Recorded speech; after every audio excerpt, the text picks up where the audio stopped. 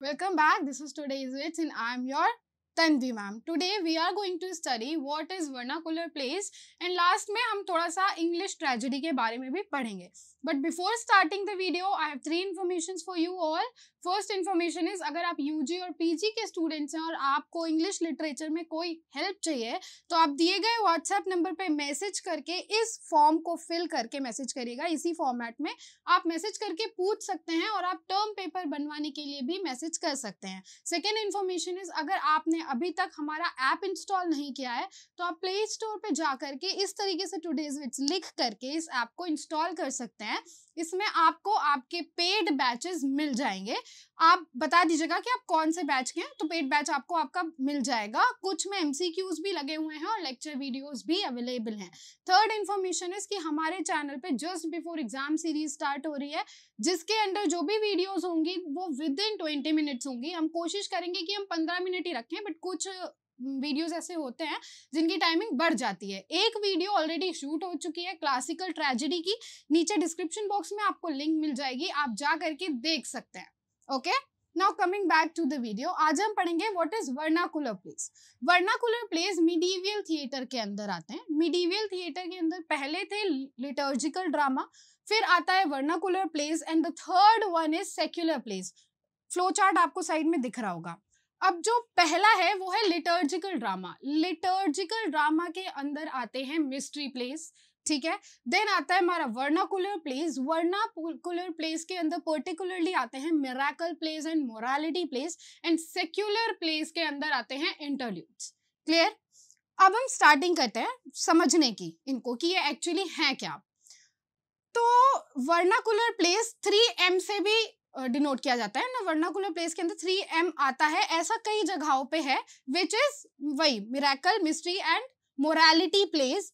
लेकिन मैंने इनको डिवाइड इसलिए किया है इस तरीके से जैसा कि फ्लो चार्ट में आपने देखा ताकि आप और क्लियरली उस चीज को समझ सकें.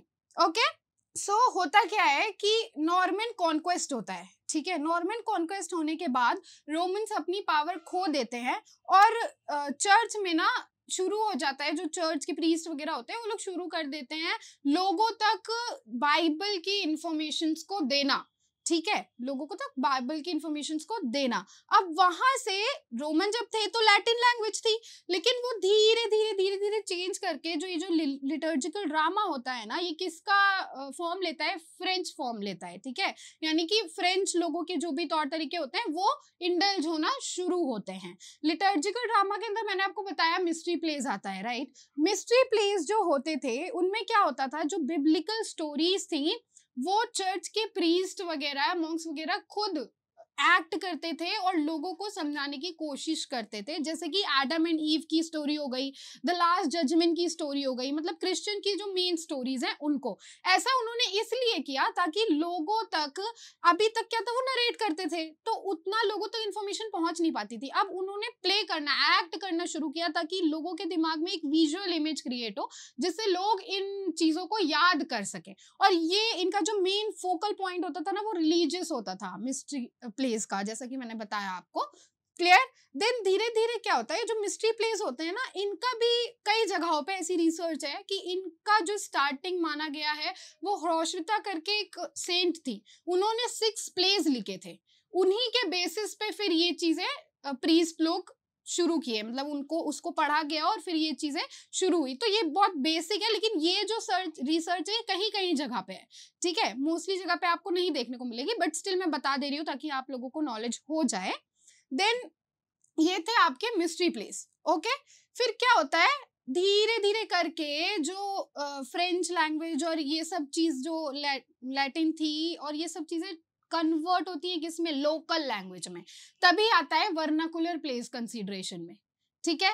तो अभी क्या होता था जब फ्रेंच स्टाइल में फॉलो हो रहा था तो चर्च के अंदर ही मेंशन वगैरह बनाए जाते थे, इमेज आपको दिख रही होगी, लेकिन लोग तब भी कम आते थे. तो क्या किया, वर्नाकुलर प्लेस स्टार्ट हुई, वर्नाकुलर लैंग्वेज स्टार्ट हुई जो कि लोकल लैंग्वेज है, जो कि लोअर पीपल को भी समझ में आए. ऐसी लैंग्वेज का यूज करना शुरू किया गया ताकि ज्यादा से ज्यादा लोग आए चर्च में. तो वही हुआ, ज्यादा से ज्यादा लोग आना शुरू हो गए चर्च में और फिर जो ड्रामा जो अंदर परफॉर्म हो रहा था वो चर्च यार्ड में गया, बाहर गया, ठीक है, and this was the first time जब प्ले अंदर से बाहर गया था, स्ट्रीट्स पे गया था, ठीक है। एंड इसमें मैंने आपको दो बताए हैं ड्रामा, कौन कौन से, मिरेकल और मोरालिटी। पहले हम बात करते हैं मिरेकल प्लेस की। मिरेकल प्लेस में जो सेंट्स की लाइफ की स्टोरी थी कि वो सेंट कैसे बने, वो सारी चीजें बताने जाने लगी प्ले के थ्रू। और इसमें उस टाइम की जो मोस्ट फेवरेट थे वो थे सेंट निकोलस और वर्जिन मैरी। इन दो लोगों की फेवरेट हुआ करती, मतलब इन दो लोगों की स्टोरीज लोगों की फेवरेट हुआ करती थी। क्लियर? देन आगे हमने दूसरा क्या पढ़ा, मॉरल प्लेस। मॉरल प्लेस में क्या हुआ, जो वर्च्यूज होते थे ना उनको एलिगोरिकल फॉर्म करके और फिर प्ले किया जाता था। जैसे कैरेक्टर है कोई, जैसे अभी क्या होता है कि कोई इंसान है उसको हम कैरेक्टर का नेम देते हैं, और मॉरलिटी प्लेस में क्या होता था, जैसे गुड है तो गुड को ही एक पर्सन बना दिया गया, ऐसा कुछ, ठीक है। ये जस्ट मैं एक एग्जांपल दे रही हूँ। बाकी जो स्टोरीज मोरालिटी प्ले में बताई जाती थी वो होती थी 7 डेडली सिंस की, ठीक है, एंड 7 कार्डिनल वर्च्यूज की। 7 कार्डिनल वर्च्यूज आपको दिख रहे होंगे, ये हैं, और 7 डेडली सिन भी आपको साइड में दिख रहे होंगे, ये 7 डेडली सिन है। आगे चल के इंग्लिश ट्रेजेडीज जब आई तो क्रिस्टोफर मार्लो ने अपने प्ले डॉक्टर फॉस्टस में इन 7 डेडली सिंस का जिक्र भी किया है। वो जब आप पढ़ोगे तो आपको समझ में आएगा। ओके, सो ऐसा कहा जाता है कि जो ये हैं मोरालिटी प्लेस हैं, ये एक प्रेयर से आए थे, ओरिजिनेट हुए थे, ठीक है। वो प्रेयर जिनकी थी, वो नाम आपको शो हो रहा होगा, इनकी प्रेयर से आए थे। और इनकी प्रेयर्स में क्या था, 7 पेटिटेशन थी, ठीक है। और ये जो पेटिटेशन थी ये किससे रिलेटेड थी, इन्हीं 7 कार्डिनल वर्च्यूज और 7 डेडली सिन से रिलेटेड थी। ओके, सो ये आते हैं किसके अंदर, वर्नाकुलर प्लेस के अंदर।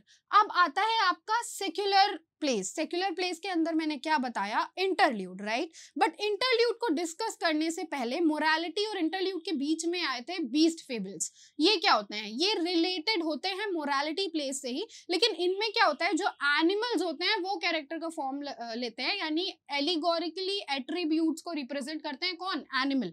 अगर हम प्रेजेंट डे की बीस्ट फेबल की बात करें तो एनिमल फार्म जो कि जॉर्ज ऑरवेल की है, वो बहुत अच्छी एग्जाम्पल है और वो सटायर में भी काउंट होती है। Now here one point which has to be noted, satire और सैटर में डिफरेंस है। सटायर प्ले अलग होते थे, सैटर प्ले अलग होते थे। अगर आपको जानना है सैटर प्लेस क्या होते थे, तो जो क्लासिकल ट्रेजेडी की वीडियो है उसमें मैंने बताया है, जस्ट बिफोर एग्जाम हेडिंग के अंदर डिस्क्रिप्शन बॉक्स में आपको लिंक मिल जाएगा। वीडियो पूरा होने के बाद आप उस वीडियो को जाकर के देख सकते हो। ओके, सो बीस्ट फेबल हम उन्हें कहते थे जिसमें एनिमल्स को एलिगोरिकली एट्रीब्यूट्स का दिया जाता था, प्रेजेंट किया जाता था मतलब। देन आते हैं हमारा वही सेक्युलर ड्रामा। सेक्युलर ड्रामा के अंदर आता है इंटरल्यूड। इंटरल्यूड जब आया तो क्या हुआ कि जो भी फोकस था वो मोरालिटी से हट करके पूरा का पूरा एम्यूजमेंट और एंटरटेनमेंट की तरफ आ गया। क्लियर? इसी और फिर जो प्ले होते थे उनमें एंटरटेनमेंट पे ज्यादा फोकस किया जाने लगा और इसी को इंटरल्यूड कहा गया। इंटरल्यूड का बेस्ट एग्जांपल है 4 पीस, ठीक है, ये आपको दिख रहे होंगे 4 पीस। ओके, ये बेस्ट एग्जांपल हैं। किसने लिखे हैं उनका भी नेम ऊपर आपको मेंशन है, और अगर फोटो होगी तो फोटो भी दिख रही होगी। क्लियर?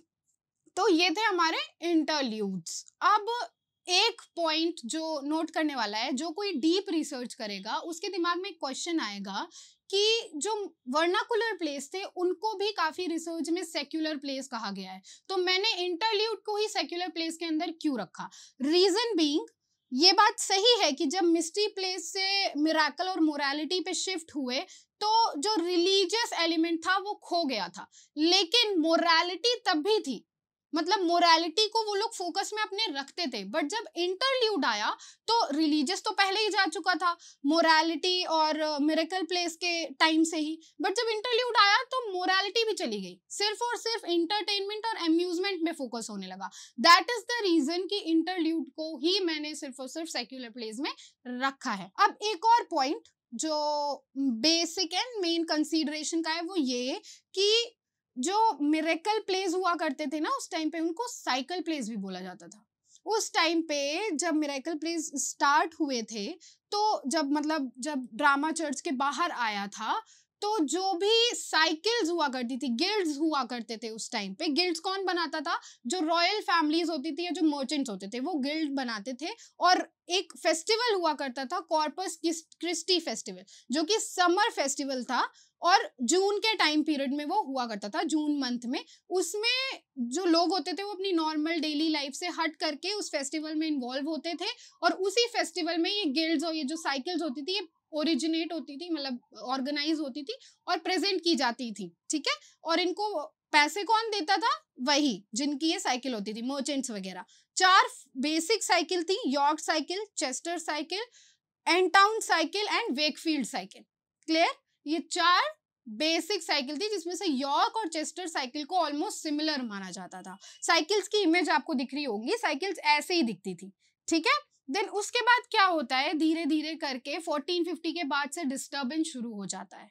फिर किंग हेनरी 8 आते हैं और वो बैन कर देते हैं इन प्लेस को, ठीक है। और दिस वाज द पॉइंट जहां से ड्रामा सीधे सीधे 100 साल के लिए चेंज लेता है, सीधे सीधे 100 साल के लिए चेंज लेता है। और फिर जनवरी 1561 में, 18th ऑफ जनवरी 1561 में गॉर्बो डक परफॉर्म होती है।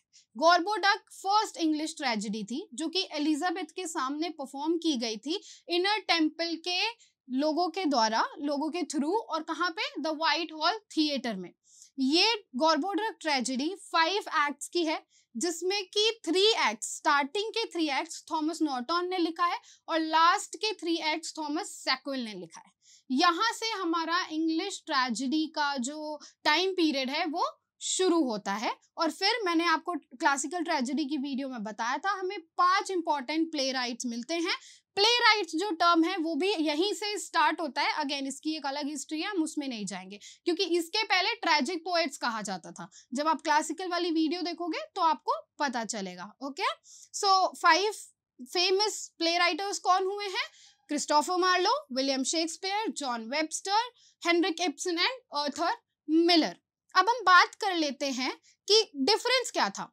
तो क्लासिकल ट्रेजेडी जो होती थी उसमें जो फोकस होता था वो मिथ्स के ऊपर होता था, यानी मिथ को लेकर के जो भी मिथ थे उस टाइम पे उन पे ही स्टोरी बनाई जाती थी। बट इंग्लिश ट्रेजेडी में ऐसा कुछ भी नहीं था। क्लासिकल ट्रेजेडी में कोरस बहुत इंपॉर्टेंट रोल प्ले करता था, लेकिन इंग्लिश ट्रेजेडी में ऐसा कुछ भी नहीं था, कोरस कहीं कहीं पे आता था। क्लासिकल ट्रेजेडी स्ट्रिक्टली 3 यूनिटीज को, unity of time, place and action को फॉलो करती थी। बट इंग्लिश ट्रेजेडी में ऐसा कुछ भी नहीं था। ये कुछ मेन डिफरेंसेस हैं जो आपको देखने को मिलेंगे क्लासिकल ट्रेजेडी और इंग्लिश ट्रेजेडी के बीच में। ओके, तो ये थी हमारी वर्नाकुलर प्लेस से इंग्लिश ट्रेजेडी तक की वीडियो। आई होप आपको ये वीडियो पसंद आई होगी। मिलते हैं नेक्स्ट वीडियो में। Comment box is all yours. अगर आपका कोई डाउट है तो आप उसे कमेंट बॉक्स में लिख सकते हैं, या अगर आपको वीडियो कैसी लगी, आपको उसका फीडबैक देना है तो वो भी आप कमेंट बॉक्स में लिख सकते हैं। Okay, till then keep studying and keep watching this channel. Tata.